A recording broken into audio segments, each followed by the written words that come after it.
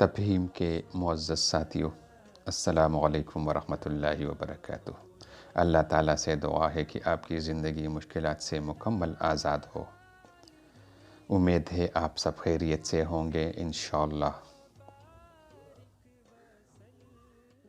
میں اللہ تعالیٰ سے دعا گو ہوں کہ آپ سب ہمیشہ خیریت سے رہیں، آمین۔ آئیے آج سے قرآن حکیم کی تعلیمات اور آیات سے زندگی کے مشکلات کا ازالہ کریں۔ ناظرین، آج کل جو بھی افسر بنتا ہے تو وہ اپنے آپ کو خدا سمجھنے لگتا ہے اور اپنے دفتر میں فرعون بن جاتا ہے۔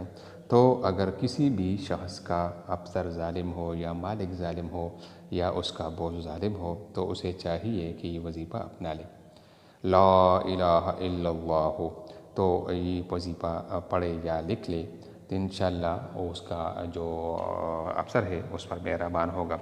یہ وظیفہ اپنے بازو وغیرہ پر باندھ دیجئے، اور کسی بھی دفتر میں آپ جب جائیں گے تو آپ کا افسر ہوگا یا آپ کا افسر نہیں ہے بلکہ آپ کا اس سے کام ہے، وہ آپ پر ضرور مہربان ہوگا۔